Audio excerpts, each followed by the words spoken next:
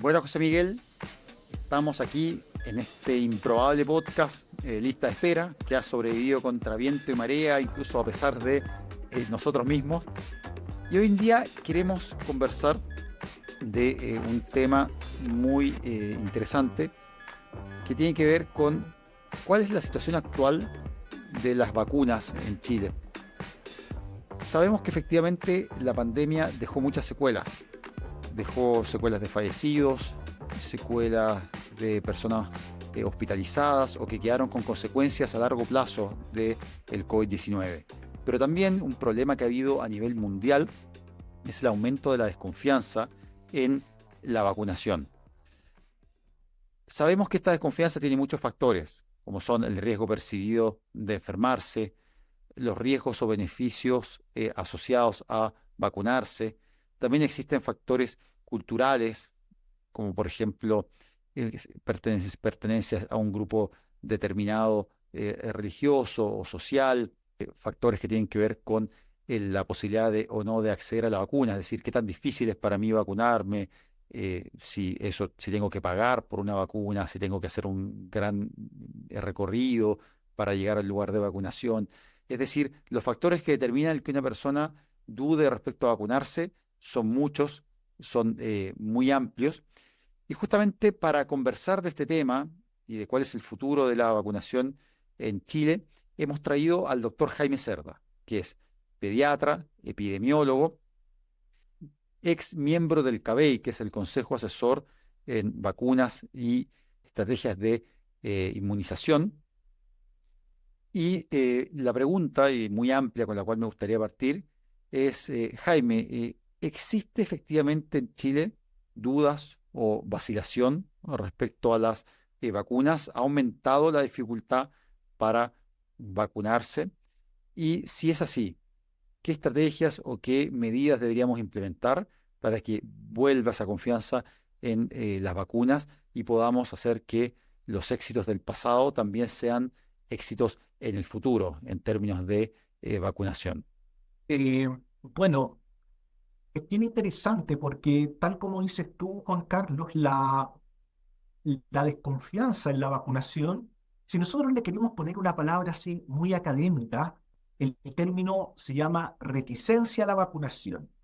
Eh, Vaccine hesitancy es como le llaman internacionalmente, y sería entonces esta especie de desconfianza hacia la vacunación que parto por señalar que en realidad Juan Carlos es un espectro, ¿ah? Y yo creo que un error que nosotros cometemos es considerar que la reticencia es como de todo o nada, algo así como de pro vacuna versus antivacuna. En realidad esa es una tendencia que hay que desterrar, y lo que dice la teoría es que esto se comporta como un espectro donde en un lado está, imagínense ustedes, así como el antivacunas militante, que sería una persona así que rechaza todas las vacunas y hace abogacía contra las vacunas. Y en el otro lado del espectro estaría la persona más pro vacuna que ustedes puedan imaginarse y que apoya la vacunación y hace abogacía, etcétera.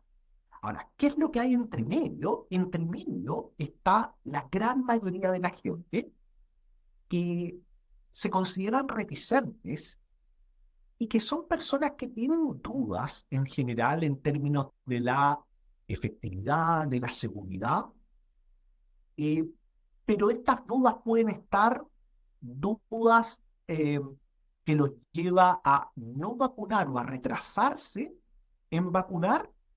Luego estarían personas que están como en el centro-centro. Y luego yo creo que está la gran mayoría de las personas que tienen dudas razonables, pero que si tú se las explicas, finalmente vacunan a sus hijos, se vacunan ellos, etcétera. Entonces esto es un espectro, primera cosa, y la segunda cosa es que el espectro no está en equilibrio. O sea, la gran mayoría de la gente vacuna a sus hijos, se vacuna a ellos, y si son reticentes, en general tienen dudas que son razonables y que si tú se las aclaras, terminan accediendo a la vacunación.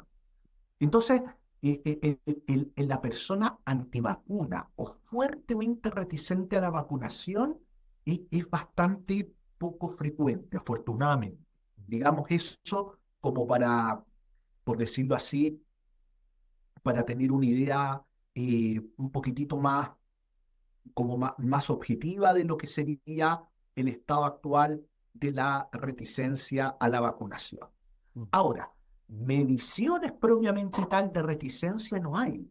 No hay así estudios, llamémosle nacionales, donde tú mediante encuestas puedas decir, mira, sabes que en realidad la reticencia a la vacunación en Chile tiene tal o cual porcentaje.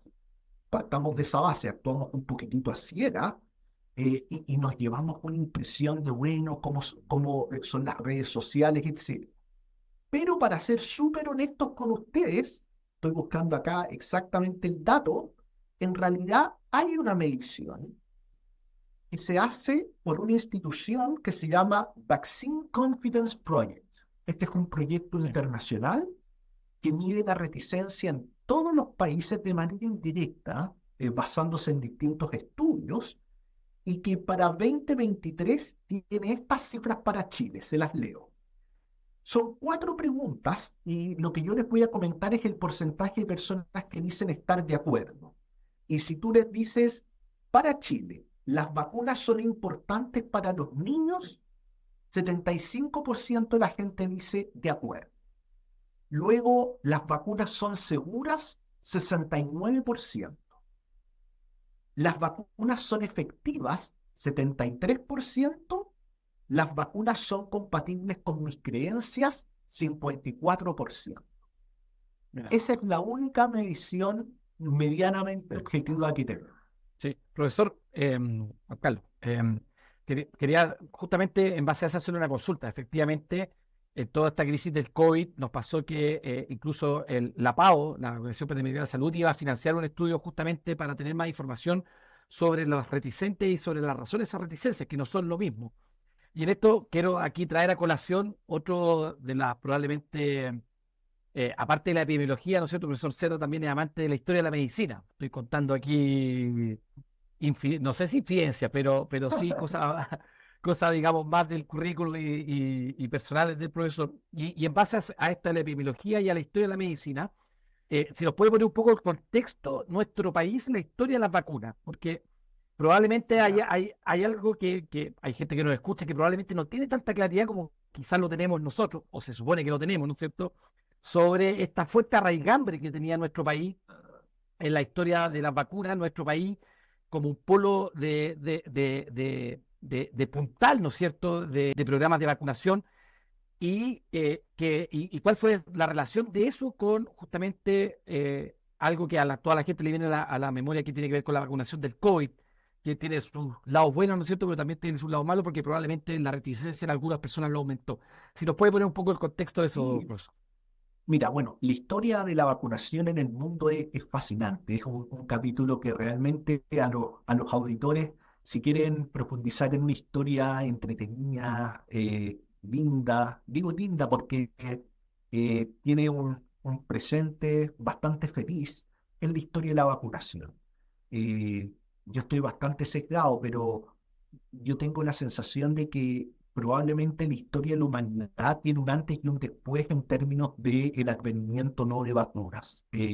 Marca un quiebre de lo que era un mundo horrible. El mundo antes de 1796, que es cuando se descubre de alguna manera la primera vacuna, es un lugar extremadamente oscuro, en el sentido de que, lo voy a decir con crudeza, Juan Carlos, José Miguel, la gente se moría como moscas, literalmente. Los brotes de viruela, que eran la enfermedad, la reina de las enfermedades transmisibles, eran escandalosos, permanentes, uno tras otro, durante toda la época, por ejemplo, el Chile colonial, es un brote tras otro, con su cortejo de muerte. Así es fácil. Entonces, con el advenimiento de la primera vacuna, Edward Jenner, estamos hablando de Inglaterra, la situación cambia. La vacuna rápidamente se distribuye por el mundo conocido, y el mundo conocido, estoy hablando del Imperio Español, en esa época la mitad del mundo. Hay una historia muy linda, se llama la Real Expedición Filantrópica de la Vacuna. Fue la primera empresa de salud global de la humanidad. Eh, un médico militar alicantino, Francisco Javier Balvis, él fue comisionado por el rey y llevó la vacuna a todo el mundo conocido. La vacuna llega a Chile. Nosotros tenemos una historiadora extraordinaria, Paula Cafarena. Ella se dedica a historia de la salud. Bueno, ella ahí explica muy bien por qué la vacuna habría llegado a Chile con esta expedición o no. Ahí hay anécdotas bien sabrosas, pero el hecho es que en Chile la vacuna llega por ahí por el año 1808 a manos de Manuel Julián Grajales, miembro de esta expedición. Se crea la primera junta de vacunas y desde ahí Chile empieza una historia de amistad y adherencia firme a la vacunación. Ahora, la única vacuna que se conocía era la de la viruela, pero la vacuna tenía reticencia. La reticencia nace, como bien dijiste tú, desde que se crea la primera vacuna. O sea, se crea la vacuna y surge la reticencia. Y pasaron 70 años más o menos, y en Chile se postula, se pone como proyecto de ley. Ramón Allende Padín, un médico bastante, digamos, importante en nuestra historia, diputado, el primer proyecto de ley de vacunación obligatoria que no prosperó.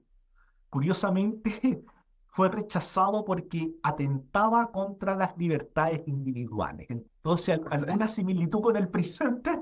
Eso ya se ha visto, eso ya se ha visto. Bueno, 1877. Ojo, Jaime, una cosa, que ese fenómeno no es solo chileno, y eso es algo, por ejemplo, en el caso de Estados Unidos, uno de los argumentos más precoces contra la vacuna, un caso famoso, Jacobson versus Mass, que fue el caso de la vacuna polio, que también fue un caso bien polémico justamente por los mismos motivos que tú dices, el argumento de la libertad individual versus el bien colectivo, y que eso también está como en el corazón de la salud pública, ¿no? Esta idea de que quizá que hay algunas circunstancias en que nuestro beneficio, digamos, personal, hay que ponerlo en balance con el beneficio de la comunidad. Claro, y estoy rescatando algunos nombres próceres de la salud pública, diputados de la República, Adolfo Murillo también. Uno los puede leer, hay unos discursos preciosos en la Cámara de Diputados, ellos se la juegan, pero totalmente por el bien común y dicen, bueno, pero ¿cómo es posible que en Chile la vacunación no sea obligatoria? Eh, y luego se repone el proyecto de ley, si mal no recuerdo, por segunda vez es rechazado en la administración del presidente Balmaceda, y el presidente Balmaceda finalmente resuelve la cosa muy fácil, dice por decreto, vacunación obligatoria para el recién nacido. Entonces, a lo Balmaceda, ¿no? Y se acabó el Oye, problema. Jaime, una pregunta. ¿Sí? En esa época, ¿había polarización, para así decirlo, liberal conservadora respecto a la vacuna? ¿Había polos políticos o tú dirías que en ese momento era más transversal el apoyo de la vacuna? No. Un poco viendo la situación actual, te pregunto. Totalmente, era un tema muy político. Las vacunas siempre han sido un tema político. Y acá el argumento es, mira, este es una intromisión indebida del Estado en la vida de las personas. Entonces, no se conseguía que hubiese vacunación obligatoria. Y, digamos, Juan Carlos también, bueno, es algo que también persiste hasta hoy, pero había mucha desconfianza e ignorancia. Bueno, pero ¿qué es este fluido que ocasiona inmunidad en las personas? Siempre ha habido este temor, ha habido esta especie como de aura de misterio en torno a en qué consiste la vacunación, a pesar de que ahora sabemos perfectamente de qué se trata. Bueno, y ahí recogiendo lo que dice José Miguel, empieza una relación virtuosísima de Chile y las vacunas. Nuestro país los países tienen historia de vacunación y la historia de Chile ha sido la de un país ejemplar, así, muy adherente a la vacunación. Y eso ha sido genial. En el siglo XX empiezan a crearse una tras otra distintas vacunas contra agentes infecciosos. Nosotros tenemos una especie como de, podríamos decir, de Belle Époque. La segunda mitad del siglo XX se empiezan a crear vacunas contra, qué sé yo, sarampión, difteria, polio, etc. Y Chile muy adherente a la vacunación y empieza a tener logros que otros países no tienen. Y eso es muy importante. Por ejemplo, sarampión erradicado de Chile, lo cual eso no lo pueden contar todos los países. En estos momentos yo estaba revisando en Twitter, gran tema en España, reemergencia de sarampión. Sí, En Alemania. porque dejaron de vacunar. Estamos hablando de una enfermedad que tiene vacuna desde la década del 60, una vacuna baratísima, muy barata, muy eficaz, y esos países no deberíamos tener 0 casos de sarampión, pero ellos tienen, nosotros no, desde la década del 90. Jaime, No, pregunta, una pregunta. Ese éxito que tú describes en la vacunación, si tú tuvieras que decir cuáles son los pilares de ese éxito, ya, ¿cuáles son? O sea, ¿por qué nosotros tenemos ese éxito que otros países no han tenido o que quizá han tenido retrocesos? mira, yo creo que básicamente hay 2 cosas, Juan Carlos, súper importantes. Lo primero es que en la segunda mitad del siglo XX, la enfermedad, las enfermedades inmunoprevenibles, o sea, prevenibles por vacunas, estaban muy presentes en la vida de las personas. Si uno conversa, yo lo converso con mis papás o con personas, digamos, mis papás son adultos mayores. Era muy frecuente que tu primo, tu hermanito, tu vecino, el compañero de curso, tuviera alguna secuela de polio o que se murió en la epidemia tanto. O sea, estaba muy presente lo que era enfermar y morir por estas enfermedades. Entonces, había una adherencia natural. Yo siempre trato de pensar, es difícil de haber sido ser papá en los años 50, por ejemplo, cuando tú veías que en los veranos empezaba una epidemia de polio, y tú dices, bueno, el próximo que lo toca es mi hijo. O sea, y eso es devastador. O muere o se secuela gravemente. Entonces la vacuna tenía una adherencia instantánea, automática. Era como, bendito sea que se creó la vacuna. Y yo creo que casi no había ni que hacer campaña. La gente la esperaba, la añoraba. Entonces eso era una garantía de éxito extremadamente potente. Y creo que fue el principal motor para que la vacunación prendiera. Y lo otro es que en Chile, un país que en general es muy disciplinado, eh, la vacunación es obligatoria. Nosotros por decreto, todo uno lo puede revisar los decretos, en Chile existe la vacunación obligatoria para una serie de condiciones, eh, y eso se ha cumplido, digamos. Eh, no hemos tenido la historia de otros países que se han opuesto persistentemente a la obligatoriedad. Entonces, son países que yo digo que ciclan. ¿En qué sentido? Tienen esta discusión, sus coberturas de vacunación son insuficientes, viene un brote, muchos casos, mucha muerte, y ciclan rápidamente y dicen, no, obligación total. Se vacunan todos, el brote se contiene, la situación va bien, se relaja. Se relajan, vuelve la enfermedad, obligatoriedad total. Entonces no tienen una constancia en términos de política de vacunación. Chile no ha sido así. Ha sido un Perdón, país ordenadito en eso. ahí quiero también, o sea, no sé, esto lo dijo la discusión, digamos, de ambos, también de Juan Carlos.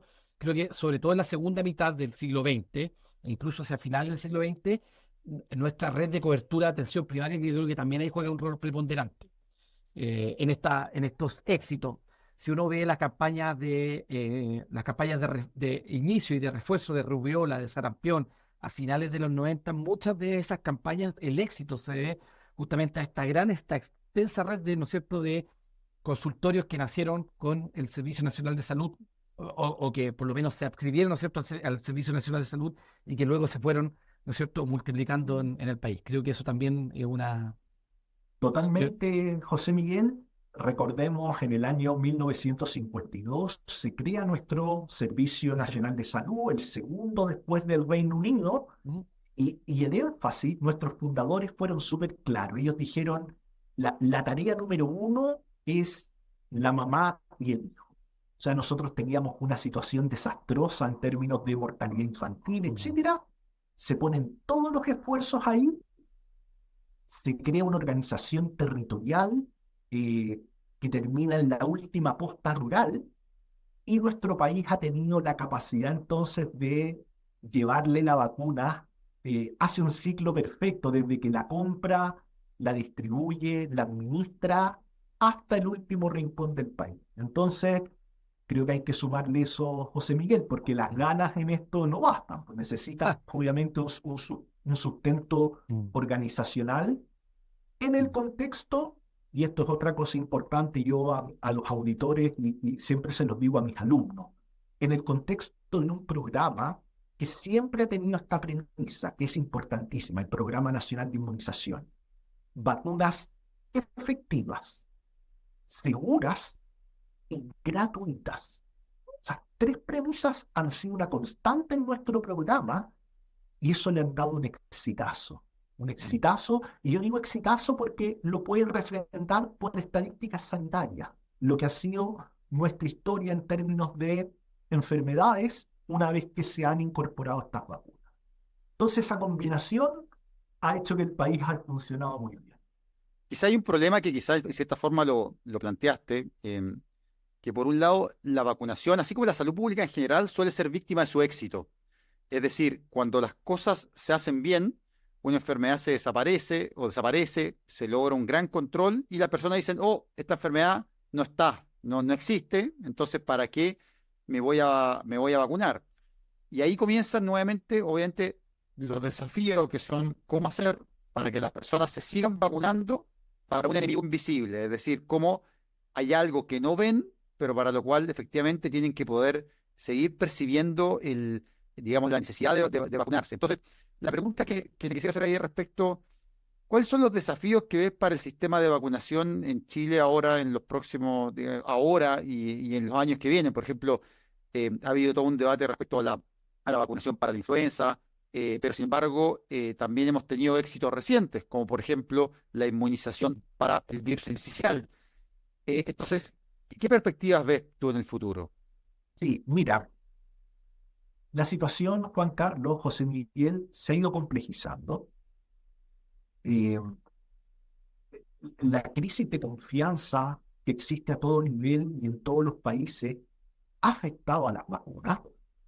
El fenómeno de reticencia se ha estudiado en el sentido de cuáles son los determinantes de la reticencia, y son múltiples. Hay modelos muy interesantes que han planteado la Organización Mundial de la Salud para entenderlo, y el listado de fuerzas que gobiernan esto, son muchas las causas que determinan por qué la gente adhiere o no adhiere. Desde fenómenos históricos, culturales, experiencias, eh, conocimiento, múltiples, digamos, y se ha tratado de ordenar un poquitito. Hay un modelo que se llama de las 3C, que trata de ponerle un poquitito de orden para entenderlo. Ahora, yo ¿Cuáles son creo esas que TC? las 3C tienen que ver principalmente con el tema de confianza, y toda la crisis de confianza en general, Ujú. el tema también de esta percepción de no necesitar la vacuna para enfermedades, para enemigos invisibles principalmente, y hay otras que tienen que ver con influencias contextuales. Por ejemplo, Juan Carlos, si tú vives en una comunidad fuertemente reticente, lo más probable es que tú adoptes algunos patrones similares. Estoy hablando que la reticencia se da mucho en pequeños nichos, hay mucho clúster, hay como un grupo, es un fenómeno que tiene cierto nivel de agrupación, por decirlo así. Ahora, cosa tremendamente importante, yo vislumbro que hoy en día hay algunas, en mi reflexión, creo que hay como tres cosas fundamentales que hoy día ameritan hablar del tema. Las voy a nombrar los títulos. La primera, yo creo que tiene que ver con el concepto del riesgo y la noción que tiene la gente en torno al tema riesgo. ¿Qué entendemos por riesgo? ¿Cómo se cuantifica el riesgo? La gente, les adelanto una idea, Hay personas que piensan, por ejemplo, que la vacunación debería ser un proceso de riesgo cero.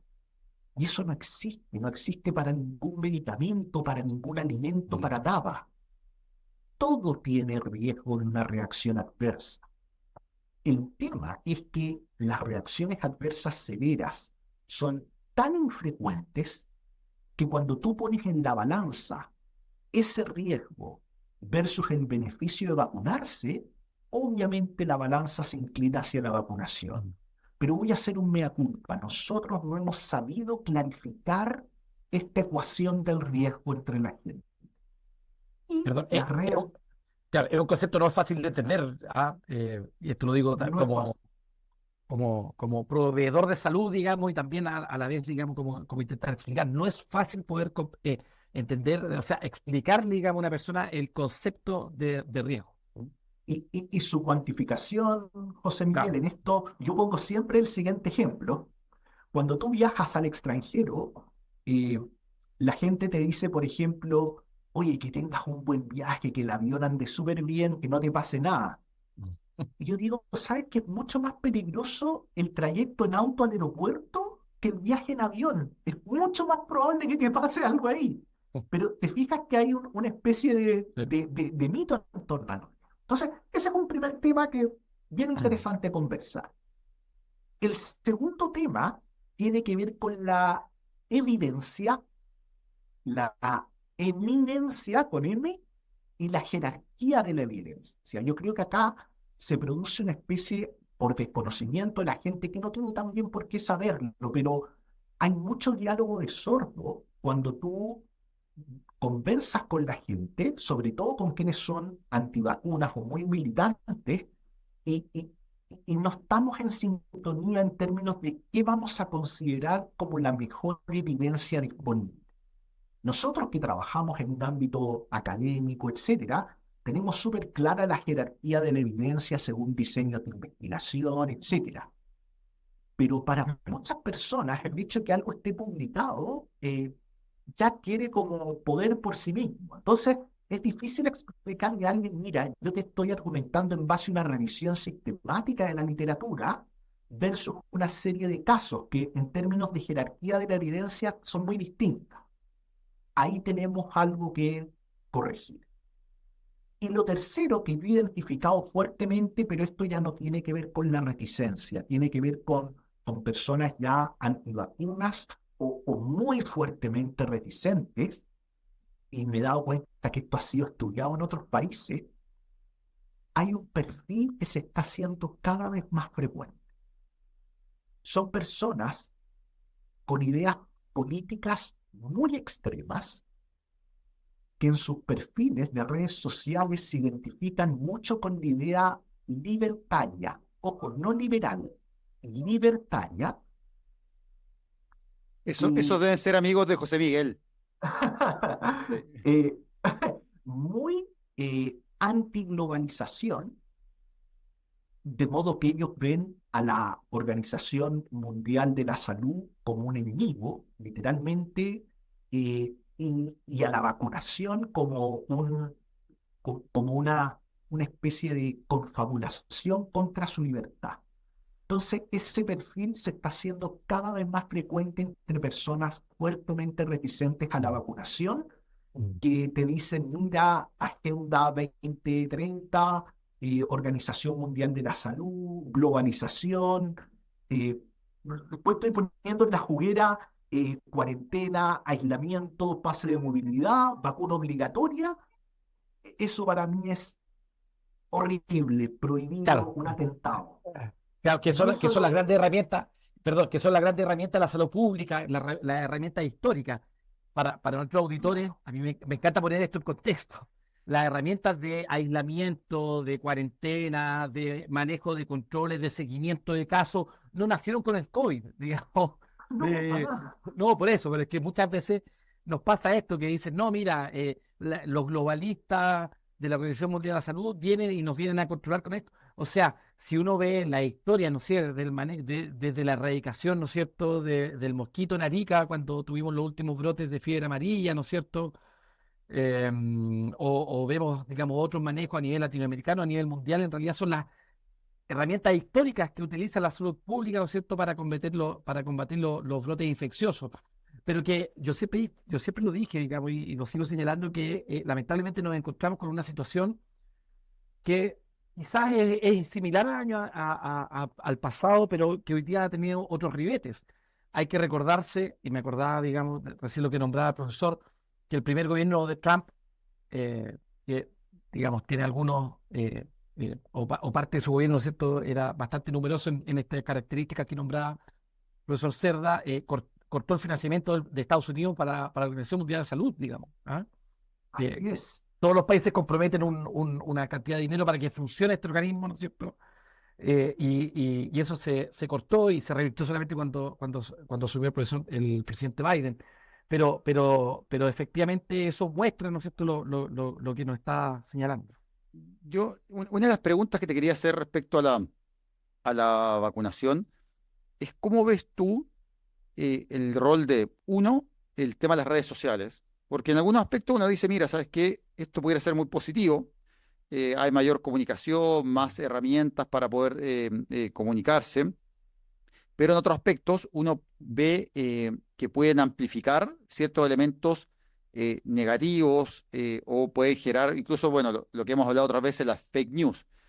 Y por otro lado, ¿cómo ves un poco el rol de la prensa en esto? Porque de hecho he visto algunos casos, por ejemplo, revisando un poco la literatura, que por ejemplo se habían descrito retrasos en la vacunación, por ejemplo, debido a, en el caso de Francia, un reporte que se había hecho de una muerte, por ejemplo, de un adulto mayor que supuestamente se había atribuido a la vacuna influenza. Resulta que el caso se investigó rápidamente, se encontró que no estaba relacionado, pero obviamente una vez que lo había amplificado una agencia de noticias que había salido en los medios, lo que es una mala noticia usualmente se distribuye con más facilidad que una buena Claro. noticia. Entonces, miles de vidas salvadas digamos, la vacunación sacan pocas noticias. De hecho, por ejemplo, sin ir más lejos, se estima en un estudio que publicó el doctor Canals que 1 millón de personas se habrían salvado en Chile por la vacunación en la vacunación COVID comparado con un escenario sin vacunación.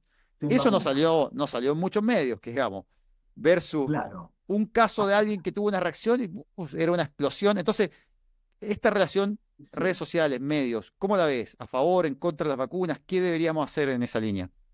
Mira, ahí Juan Carlos, a ver, el tema redes sociales debiera ser nuestro gran aliado y está siendo nuestro principal problema. Así es fácil, en términos de vacuna. ¿Por qué? Debiera ser nuestro gran aliado porque es el gran mecanismo hoy en día en que la gente se informa. Digámoslo con todas sus letras, pero ahí yo hago un mea culpa. Yo en este sentido no me gusta echarle la culpa a los demás. Nosotros, agentes de salud, hemos cedido espacios, no hemos sabido ocupar espacios. Y le hemos cedido espacio a personas que transmiten mensajes que yo creo que no son los correctos. Pero no lo pongo como culpa de esas otras personas, lo pongo como culpa nuestra. Nosotros en Chile, por ejemplo, no tenemos grandes líderes de opinión en este tema. Estoy hablando de por ejemplo, en Estados Unidos, un Anthony Fauci, Peter Hotez, personas que la gente las conoce, que tienen miles de seguidores, que participan en redes sociales. En Chile no está esa figura. Y creo que es una deuda que tenemos nosotros, yo en esto soy súper crítico, nosotros agentes de salud, en no crear los liderazgos mediáticos principalmente en estas nuevas formas de comunicación. Entonces, lo que debería ser un gran aliado no está haciéndolo. Y lo que es peor,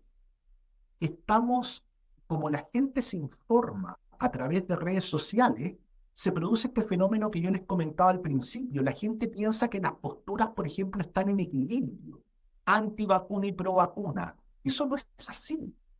Pero en términos de volumen de información, podrían estar en equilibrio o incluso más hacia lo anti o fuertemente reticente. Entonces, ahí hay un deber de ponernos al día, no solo en redes sociales, en todo lo que es marketing digital. Si la vacuna es un producto que tienes que promocionar y ya se acabó esa Belle Époque de los años 50 que hablábamos antes, que la gente corría a vacunarse. No, ahora tienes que hacer un trabajo de marketing digital eh, estratégico, identificar grupos más reticentes, generar estrategias que van persuasivas, pero en un buen sentido.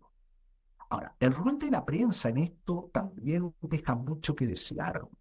Eh, Nosotros tenemos periodistas en general que se especializan en temas científicos. Yo los sigo en la prensa, los sigo en redes sociales, pero son pocos. Y en general, la prensa, siento yo, un periodista obviamente podría contradecirme, pero no estamos alineados en términos de objetivo. Yo las veces que he conversado con periodistas, ellos me dicen, mira, nuestro objetivo principal es la noticia y la venta de la noticia. Al periodista le sirve mucho, por ejemplo, polemizar. Le sirve montones enfrentar a un pro y un antivacuna para sus objetivos de medios. Pero a nosotros esto no nos sirve. Entonces estamos quizás desalineados en términos de este objetivo común, donde la prensa tiene un rol fundamental en educar, en difundir mensajes, en crear relatos. Yo no veo que en Chile exista una figura a nivel del periodismo, por decirlo así, que sea, llamémosle, un periodista científico pro vacunas y que se encarga de hacer buena difusión, por ejemplo, de estos estudios tan importantes que tú citabas, que tenemos una ausencia total en eso. Y todavía funciona mucho la prensa amarillista que le gusta la polémica, el debate, la opinión. Mira, este famoso opinó contra la vacuna, pero eso no está alineado con el objetivo sanitario. Ahora, eso es motivo de un largo debate, Juan Carlos, con la prensa. O sea, bueno, ellos tienen el deber o no de estar alineados con los objetivos sanitarios. Yo pienso que sí, pero desde el colegio de periodistas podrían decirme, mira, a mí me corresponde otra función.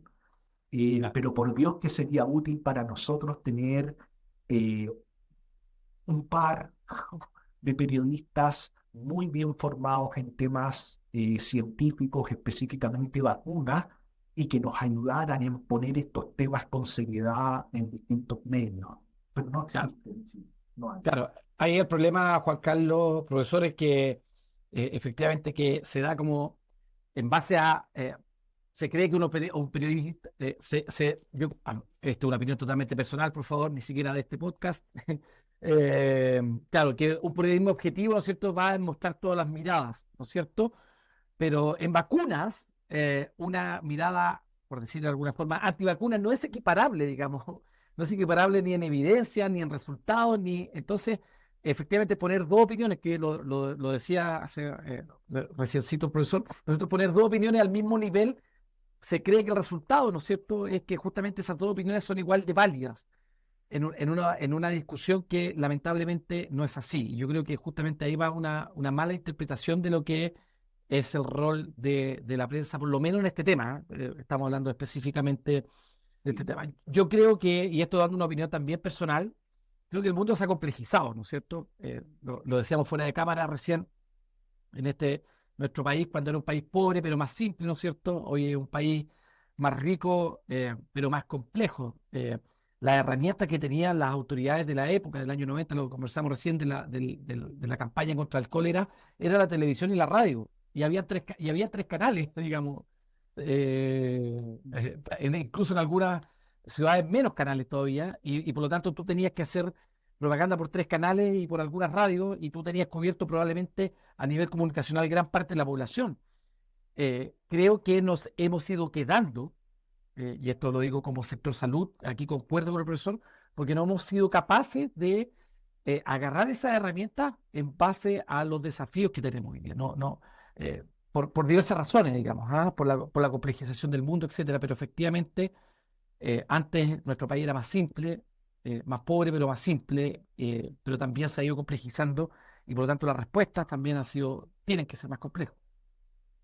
Y una pregunta, Jaime, ¿cómo, cómo ves el rol del personal de salud? Porque tú tocabas un tema ahí, que es a veces esta reticencia un poco a las redes sociales. Y yo concuerdo contigo, pero también veo en algo de eso un fenómeno histórico. Siento que tradicionalmente todas las personas han tenido una reticencia a los nuevos medios. O sea, en algún momento, por ejemplo, no sé, era la reticencia al diario. O sea, en otro momento fue a la radio. En otro momento fue a la televisión. Por ejemplo, el que apareciera un doctor en televisión uno lo ve ahora como natural, pero no fue normal. O sea, de hecho, hubo una época en que no aparecían. Cuando partió la televisión, los primeros médicos que comenzaron a aparecer en televisión eran vistos como algo un poco raro. Y ahora uno ve un médico en la televisión y lo encuentra perfectamente normal. Y yo siento que también hubo algo de eso con las vacunas y con la comunicación en las redes sociales, que en un principio creo que justamente como el ser un médico respetado y estar en redes sociales parecía como que no ir tan de la mano. Entonces, como que los verdaderos, por así decirlo, próceres de la medicina, como que no estaban ahí. O sea, entonces uno veía, y claro, efectivamente el que estaba más en redes sociales no era necesariamente el más experto. Y yo creo que ahí, pienso, concuerdo contigo, que la comunidad médica ahora se ha ido sumando un poco, pero muchas sociedades científicas, por ejemplo, yo las veo, hoy en día no tienen podcast, no tienen Instagram. Entonces, por ejemplo, veo sociedades científicas que a veces sacan un comunicado respecto a una enfermedad y uno dice, oye, ¿grabaste un video en YouTube? O sea, si los mismos médicos hoy en día escuchamos, o sea, yo estudio, parte de mi estudio es, por ejemplo, escuchar el podcast del BMJ. O sea, es parte de mi actualización.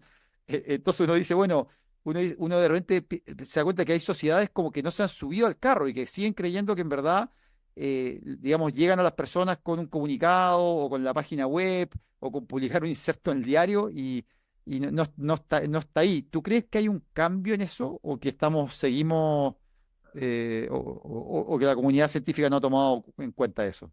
No, yo el diagnóstico, Juan Carlos, lo comparto totalmente. O sea, nosotros como gremio de la salud, más allá de los médicos, o sea, esta cuestión no tiene vuelta atrás. Nosotros tenemos que ponernos al día en lo que son los tiempos eh, y, y dejar de ser entre pasivos y perdón por la palabra que voy a usar, quizás poco, dejar de ser tan liso en el sentido de que, o muy naíf. Eh, lo que dice Pablo es cierto. Por ejemplo, en el tema vacunas, piénsalo de esta manera. Los padres de los niños en edad de vacunación son casi todos nativos digitales. O sea, si a esa gente no la vamos, si seguimos con la carta impresa en el diario, no vamos a llegar a ninguna parte. Entonces, a nivel de sociedad científica, Ministerio de Salud, etcétera, hay que empezar a pensar así. A eso me refiero yo con marketing digital y comunicación en general.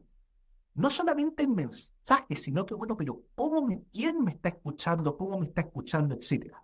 Te comparto mi sueño, por decirlo así. Mi sueño sería que un papá que tiene dudas razonables, una mamá sobre la vacunación, dijera, voy a ver en redes sociales qué pasa, para hacerme una idea, pero que ese papá dijera, por ejemplo, Sociedad Chilena de Pediatría, Sociedad Chilena de Infectología, Ministerio de Salud. Esas van a ser mis fuentes. Eso sería un avance genial. Pero yo necesito que esas tres instituciones tengan arriba, rápido, podcast, cápsulas, lenguaje adecuado para el usuario, infografía, red social, etcétera. Entonces, aquí hay un tema de que estamos quizás, no sé si en una etapa de transición, pero siento que el gremio de la salud estamos muy rezagados respecto a cómo funciona la comunicación en salud actual. Y eso nos está jugando en contra. Entonces, además de la carencia de figuras públicas o líderes de opinión, tenemos también este rezago en que no estamos leyendo los tiempos en términos de cómo se informa la gente. Y en el tema vacunas es crítico. Estuve hace poquito atrás, gentilmente me invitaron del ministerio junto a otras personas. Muy bien el ministerio, porque dijo, queremos convocar a personas que están en el tema vacuna para ver cómo mejorar la cobertura de vacunación. Y la opinión fue unánime. Ministerio, usted tiene que ponerse en redes sociales, poner sus logros, dar mensajes, usar los medios modernos, dejar esta especie de ser políticamente correcto, en el sentido de que no quiero ser transgresor, no quiero innovar mucho. Te lo comento, Juan Carlos, José Miguel, porque, por ejemplo, con la vacunación actual de influenza, cuando tú ves las cifras de la campaña, tú ves que en realidad ha sido muy exitosa en términos de vacunas administradas, etcétera. Obviamente hay espacios de mejora, obviamente hay grupos mejores que otros.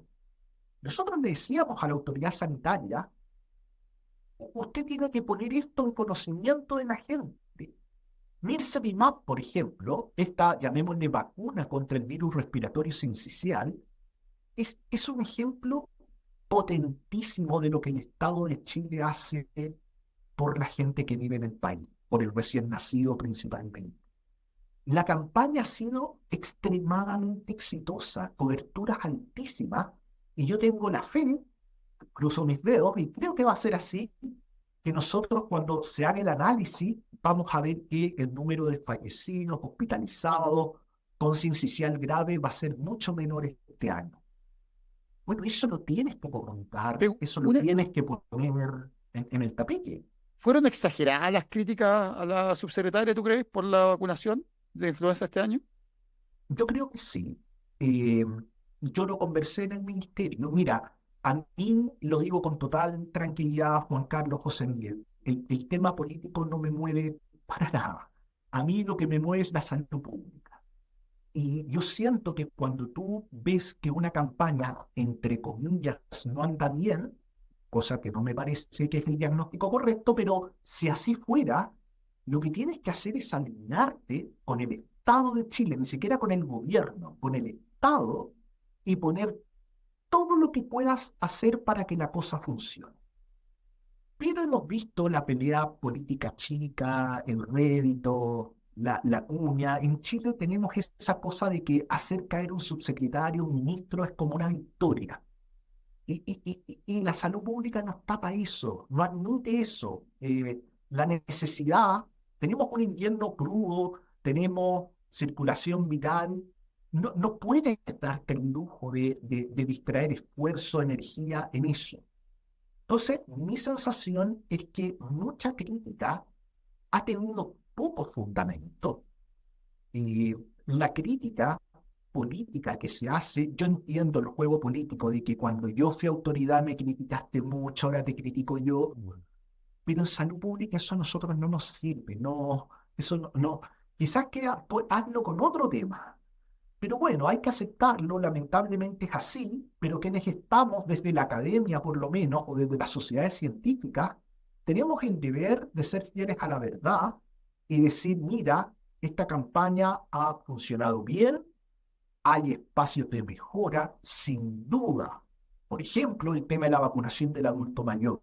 Ahí deberíamos ponerle harto esfuerzo y ver, bueno, cómo podemos levantar esto que todavía está un poco débil. Hay asimetrías regionales también que se pueden corregir, pero ahí, Juan Carlos, lo que corresponde es alinearse, porque esto es una tarea de Estado, estas no son tareas de gobierno, las ejecuta un gobierno. Pero una campaña de vacunación no funciona si no es una tarea de Estado.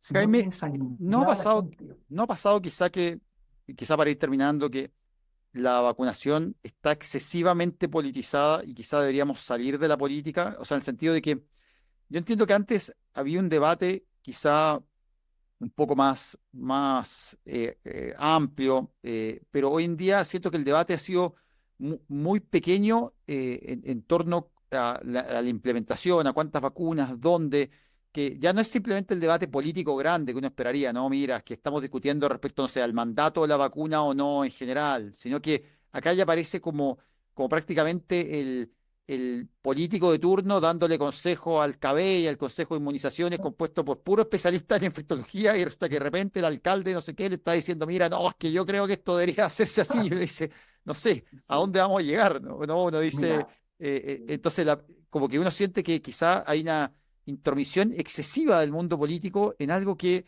es como que uno de repente entrara a un pabellón y le dijera al cirujano, oye, no, mira, ¿sabes qué? Esto hay que operar así, ¿no? Hay que operar de la forma que a mí se me ocurre, Claro, porque con esto, te va a ir súper bien decirle al cirujano sí. Oye, solamente claro, solamente para poner contexto y para que nos responda el profesor enseguida, claro, eh, eh, poniendo el otro pelo a la sopa, yo creo que efectivamente, eh, y esto parto con la primera pregunta, ya estamos terminando, pero parto con mi primera pregunta, efectivamente esta historia, ¿no es cierto? Este recorrido histórico, ¿no es cierto?, que nosotros hemos tenido como país en base a vacunas, creo que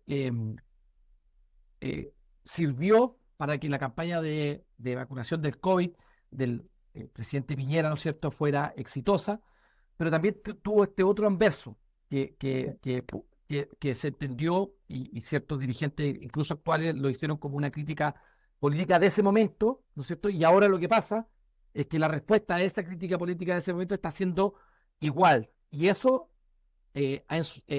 no sé si la palabra es ensuciado, pero sí ha generado otra realidad de los programas de vacunación que ella históricamente, que fue mi primera pregunta, es un poco, esa es, sí, es lo que quería hacer.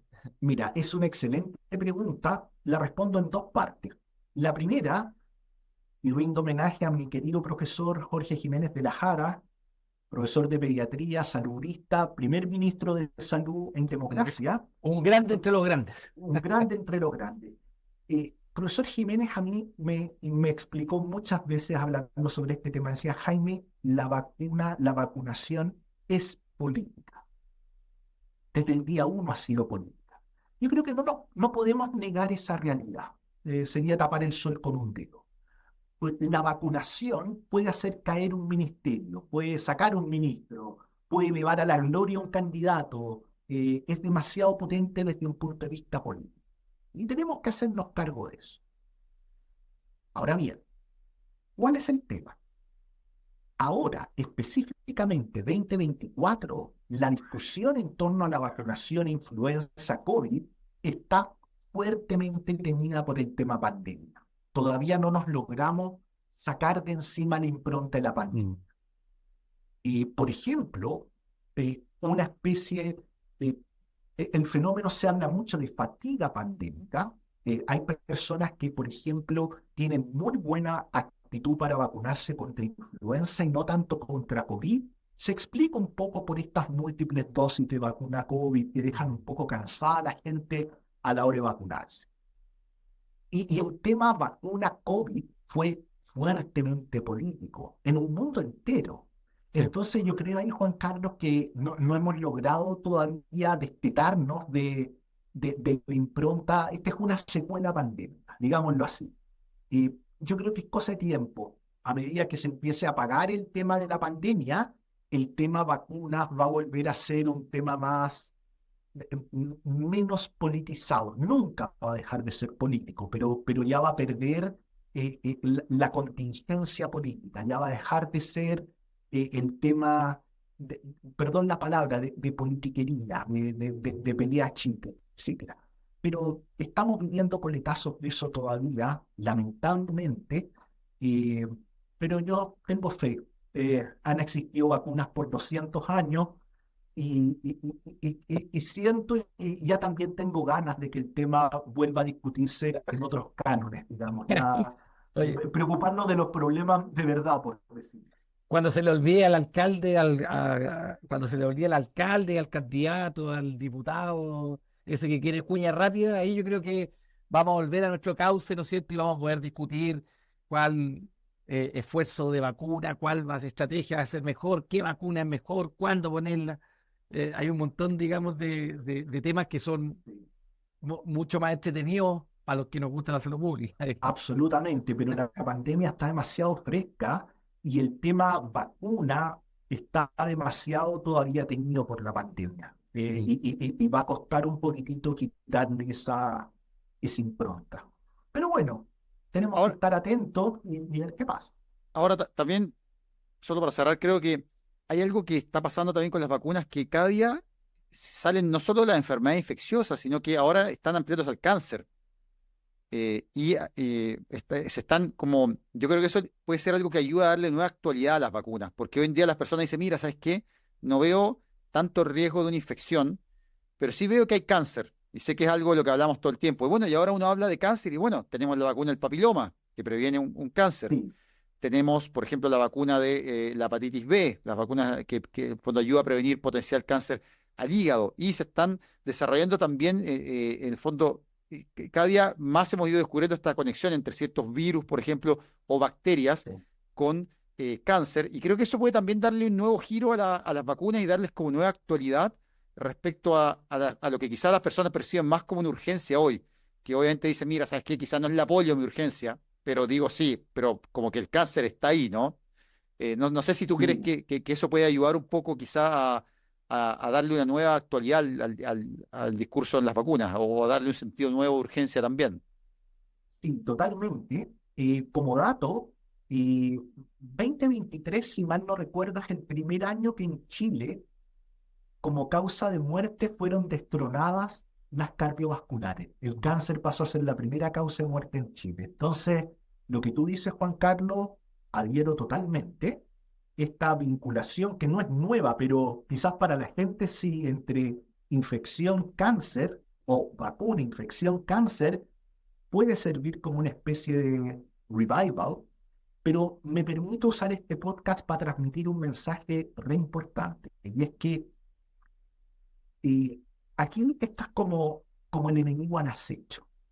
Las clásicas enfermedades transmisibles, sarampión, coqueluche, etcétera, han al acecho, están ahí esperando, como en España. Listo, te diste el gustito de bajar la cobertura, ahí Papa, aparezco yo. tate. Entonces, entonces tampoco esto de que ya no las vemos, etcétera, es súper peligroso porque están ahí a la guaite, como decimos en Chile. Las tenemos controladas. Yo creo que ese es el mensaje que tenemos que transmitir. Mira, las tenemos bien controladas, pero están siempre ahí, esperando nuestra debilidad, nuestra flaqueza. Y quizás que ese es un mensaje que no hemos sabido comunicar, Mm. de que, por ejemplo, si no hay sarampión, no es porque no haya virus sarampión, es porque la vacunación permite que no haya sarampión. Ahora, ojo, polio es una enfermedad para la gente. Polio, en realidad dice esto desde los años 40, 50, polio no se ha arrancado del mundo. Se esperaba, iba a ser la segunda enfermedad arrancada después de la viruela del mundo entero y no se ha podido. Por distintas razones, no hemos podido. Se supone que la íbamos a erradicar el año 2000. Bien. Han pasado 25 años, sigue habiendo polio por virus salvaje en el mundo. No, y ojo que hace Entonces, poco hubo un caso de polio en Nueva York y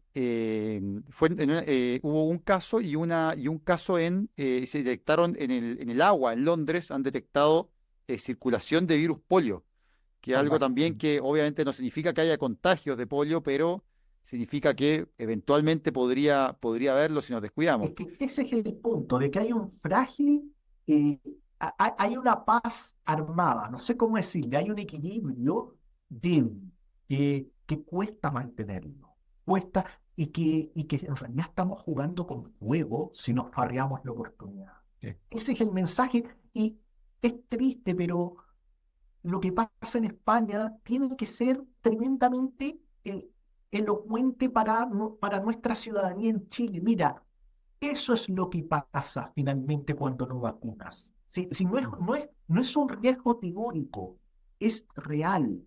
Bajas la cobertura, te aparece la enfermedad. Y te aparece la enfermedad con muerte, con secuelas, Bueno, etcétera.